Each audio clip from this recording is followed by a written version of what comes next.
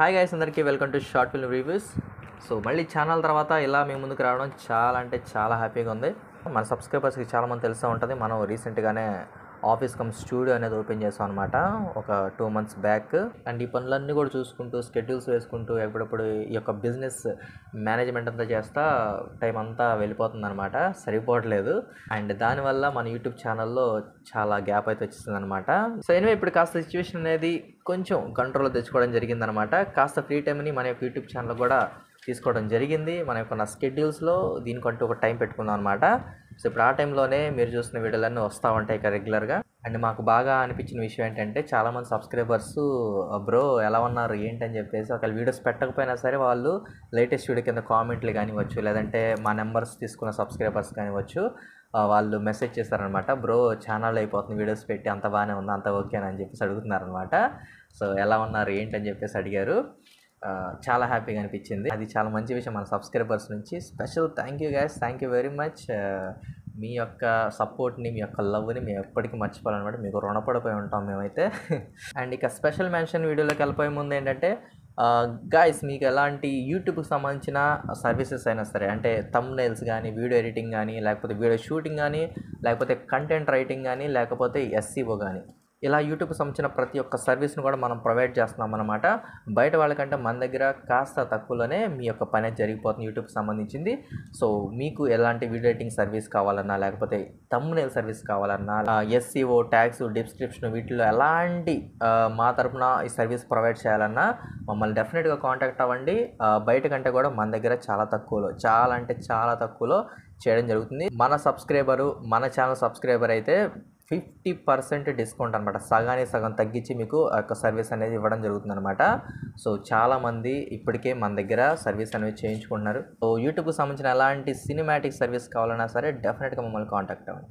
Okay, so అది మొత్తానికి ఇంకా మనం వీడియోలోకి వెళ్తే, ఈరోజు మనం రివ్యూ ఇవ్వబోతున్న షార్ట్ ఫిల్మ్ పేరు వచ్చేసి మహిరామ్ పార్ట్ 1. ఈ యొక్క షార్ట్ ఫిల్మ్ని మనకి RVR క్రియేషన్స్ వాళ్ళు పంపించారనమాట.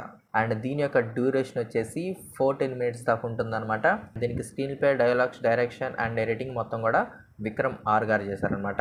అండ్ ఈ యొక్క రివ్యూ నుంచి కూడా కొంచెం ఇన్డెప్త్లో రివ్యూ ఇవ్వడానికి ట్రై చేస్తాను. మామూలుగా అయితే ఏంటంటే నేను డైరెక్ట్గా రియాక్షన్ చేసేసి అప్పుడే రివ్యూ పెట్టేస్తాను అనమాట. అండ్ ఇప్పుడు ఏంటంటే ఇంకాస్త ఇన్డెప్త్లో రివ్యూ చెప్తాము, వాళ్ళ ఇంప్రూవ్మెంట్స్ అవన్నీ చెప్తామని చెప్పేసి ఏంటంటే, దానికోసం ఏంటంటే ముందుగానే షార్ట్ ఫిల్మ్ చూసేసి దాంట్లో ప్లస్ పాయింట్స్ ఏంటి, మైనస్ పాయింట్స్ ఏంటి, ఇంప్రూవ్మెంట్స్ ఏంటి మొత్తం కూడా రాసుకొని నీట్గా ఎక్స్ప్లెయిన్ చేస్తూ చెప్పడం జరుగుతుంది అనమాట ఈ యొక్క షార్ట్ ఫిల్మ్ నుంచి కూడా. సో అందుకే రియాక్షన్ వీడియో కాకుండా డైరెక్ట్గా రివ్యూ వీడియో చెప్పేస్తున్నాను అనమాట.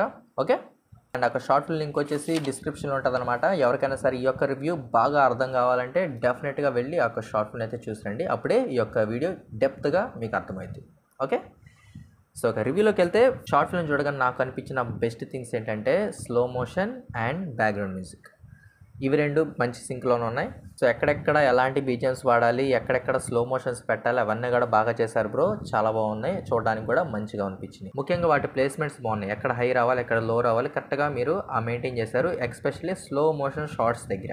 అండ్ నెక్స్ట్ బాగున్నాయి కెమెరా యాంగిల్స్, సీన్కి తగ్గట్టుగా మంచిగా కెమెరా యాంగిల్స్ని బిల్డ్ చేశారు. అండ్ ఇక బ్రదర్ దీంట్లో ఇంప్రూవ్ చేసుకునే విషయాలు కొన్ని ఉన్నాయి అనమాట, వాటి గురించి మీకు చెప్తాను. ఫస్ట్ మీరు ఇంప్రూవ్ చేసుకోవాల్సింది కాన్సెప్ట్. యాక్చువల్గా మీ యొక్క షార్ట్లో చూపించిన విధంగా ఇద్దరు అన్నదమ్ములు చిన్నప్పుడు విడిపోతారు, పెద్దయిన తర్వాత కలుస్తారు. కలిసినప్పుడు వీడు తన యొక్క పాస్ట్ చెప్పడం జరుగుతుంది. అన్నయ్య అనేవాడు పెద్ద డౌన్ అయిపోతాడు కాలేజీకి కదా. సో చిన్నప్పుడు ఏం జరుగుతుంది, చిన్నప్పుడు తను చెప్పే స్టోరీలు ఏం జరుగుతుంది, ఎవరికో ఫ్రెండ్కి తలగా దెబ్బ తగిలితే తమ్ముడు చేసిన దాన్ని అన్నయ్య మీద వేసుకుంటాడు. బట్ అన్నయ్యని ఏంటంటే వాళ్ళ నాన్న ఇంట్లోంచే తరిమేస్తాడు, ఇంకెప్పుడు రాబాకరా అని చెప్పేస్తాడు అనమాట. కాస్త మనం రియాలిటీలో కూడా మాట్లాడుకుంటే, ఒక దెబ్బ తగిలినందుకు ఇంట్లోంచి పారిపోయాడు, లేకపోతే ఇంట్లోంచి గెంటేశాడు వాళ్ళ నాన్న అంటే అది రీజన్ అనేది కాస్త నమ్మశక్యంగా లేదనమాట. రియల్గా ఎవరు చేస్తారు అలాగా? సరే కోపం వాళ్ళ నాన్న ఇంట్లోంచి పోరా అన్నప్పుడు ఇంకా మళ్ళీ వెతక్కుండా ఉంటారా కదా, వీడు ఇంటికి రాకుండా ఉంటాడా? వాడేదో పెద్ద మర్డరో గిడ్డరో తెలియకుండా చేసినప్పుడు అలా పారిపోతే అది వేరే సబ్జెక్ట్ అనమాట.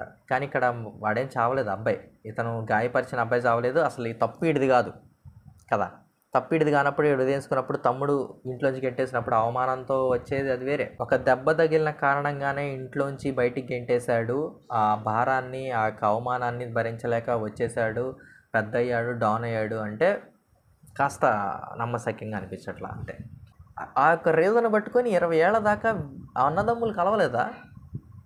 అదే పాయింట్ అక్కడ. అది కొంచెం చూసుకోండి. రీజన్ అంత చిన్నగా ఉన్నప్పుడు ఇతను ఏడ్చినా, ఎమోషనల్గా ఫీల్ అయినా, వాళ్ళు హగ్ చేసుకున్నా, కొట్టుకున్నా సరే ఆ ఎమోషన్ మనం డెప్త్లో కనెక్ట్ అవ్వలేం.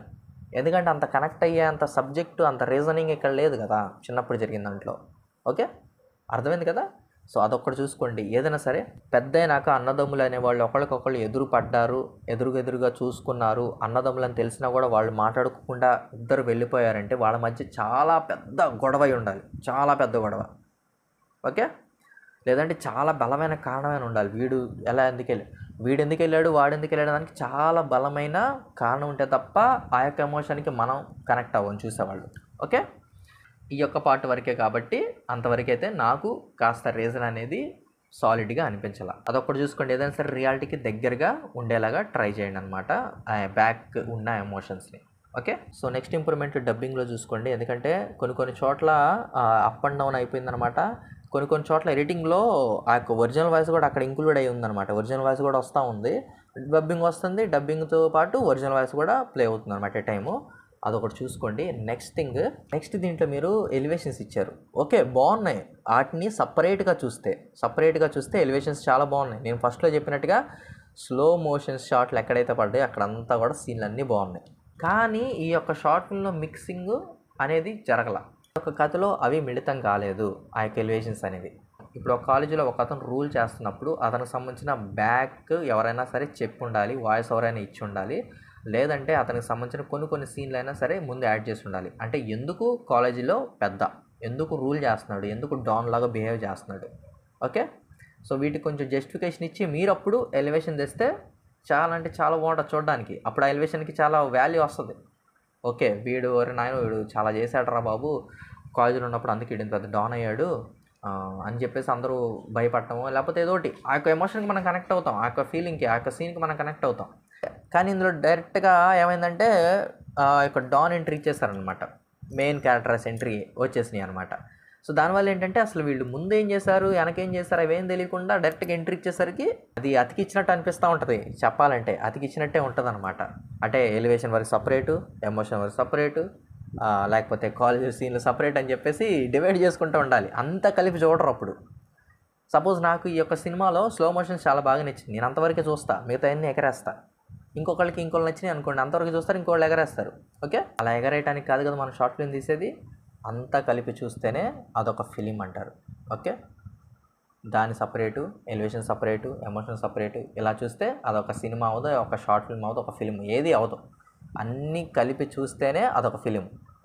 ఏది లేదు నాకు ఒక పర్టికులర్ పార్ట్ నచ్చి నేను దాన్నే చూస్తానంటే అదొక వీడియో చూస్తానంటే లెక్క అప్పుడు. ఓకే, ఎలివేషన్స్ ఎక్కడ పెడితే బాగుంటుంది, ఎలివేషన్స్ ఎక్కడ పడాలి, ఎక్కడ పెడితే యాక్సెప్ట్ చేస్తారు, ఎక్కడ పెడితే కథ ఎలివేట్ అవుతుంది, ఎక్కడ పెడితే సినిమాకి ప్లస్ అవుతుంది, ఈ యొక్క హద్దులు పెట్టుకోండి, ఈ యొక్క మెజర్మెంట్స్ పెట్టుకోండి. డెఫినెట్గా మీ యొక్క షార్ట్ ఫిలింలో బెటర్మెంట్ వస్తుంది. Next improvements slow motion camera angles అనమాట. పర్సనల్గా నాకు బాగా నచ్చిన స్లో మోషన్ షాట్లు. కానీ సినిమా పరంగా మీ యొక్క షార్ట్ ఫిలిం పరంగా చూస్తే వాటికి అవసరం లేని చోట కూడా కొన్ని స్లో మోషన్ షాట్లు ఉన్నాయన్నమాట. వాటిని అవసరం లేకుండానే చాలా చోట్ల వాడేశారు. దానివల్లే 13 నిమిషాలు లెంత్ అయిపోయింది షార్ట్ ఫిలిము. దీన్ని కరెక్ట్గా ప్లాన్ చేస్తే ఇది 6 or 7 minutesలో కంప్లీట్ చేసేయచ్చు షార్ట్ ఫిలింని. స్లో మోషన్ కెమెరా యాంగిల్స్ వల్ల ఈ యొక్క డ్యూరేషన్ అనేది పెరిగిపోయింది అనమాట షార్ట్ ఫిలింది. Okay, so next slow motions ఎక్కడ ఎంత అవసరమో అంతవరకే వాడాలి. ప్రతిదానికి స్లో మోషన్స్ వేసేస్తే ఏంటంటే చూసేవాళ్ళకి కూడా బోర్ పట్టే అవకాశం ఉంటుంది. ఓకే, మీరు పెట్టే స్లో మోషన్ అనేది సినిమాకి కానీ షార్ట్ ఫిల్మ్ కానీ ఎంత హెల్ప్ అవుతుందో అంతవరకే వాడాలి. అదర్వైజ్ అది ఎంత పెద్ద గోల్డెన్ షాట్ అయినా సరే సినిమాకి అవసరం లేకపోతే మీ యొక్క షార్ట్ ఫిల్మ్కి ఇది అవసరం లేదు అనిపిస్తే మాత్రం దాన్ని ఆపేసేయండి, ఏం పర్లేదు. ఎందుకంటే ముందు సినిమా హిట్ అవ్వాలి, సీన్ కాదు. ఓకే, ఫైనల్ చిన్న ఇంప్రూవ్మెంట్, ఫైట్ సీన్స్ పెడితే బెటర్, బాగానే ఉన్నాయి. ఫైట్ సీన్స్ అనేవి న్యాచురల్గా ట్రై చేయండి. ఇలా కొట్టినప్పుడు ఇలా పడాలి కదా, సో ఇలా ఆగిపోయినప్పుడు ఇలా పడుతున్నారు. దానివల్ల ఏమైందంటే చూసే వాళ్ళకి ఆర్టిఫిషియల్గా అనిపిస్తున్నాయి ఫైట్ సీన్స్ అనేవి. సో చేయండి, ఫైట్ సీన్స్ ప్లాన్ చేయండి, పర్లేదు. కానీ చేసేటప్పుడు కాస్త న్యాచురల్గా ఉండేలా చూసుకోండి ఫైట్ సీన్స్ అవి. అప్పుడు ఏంటంటే చూసేవాడికి కూడా బాగా కనెక్ట్ అవుతాడు. ఇలా ఉండటం వల్ల ఏంటంటే చూసే మూడ్ అనేది పోద్ది జనాలకి ఆటోమేటిక్గా. మీరు వాళ్ళని ఎంగేజ్ చేయాలంటే ఆ ఎంగేజింగ్ స్క్రీన్ ప్లే ఉండాలి, ఎంగేజింగ్ ఫైట్ సీన్స్ ఉండాలి, ఎవ్రీథింగ్ ఎంగేజింగ్గా ఉండాలి. అప్పుడేగా వాడు కూర్చుంటాడు. అరగంట ఏంటి, గంట కూర్చోబెట్టు, 5 నిమిషాలు కూర్చోబెట్టు, లేకపోతే 2 గంటలు కూర్చోబెట్టినా ఖచ్చితంగా కూర్చొని చూస్తాడు నువ్వు కనుక ఎంగేజ్ చేయగలిగితే. ఓకే. అండ్ ఎడిటింగ్లో చెప్పా యాక్చువల్గా షూటింగ్లో ఉన్న ఒరిజినల్ వాయిస్ కూడా కలిపి వస్తుంది అనమాట, అదొకటి చూసుకోండి బ్రో.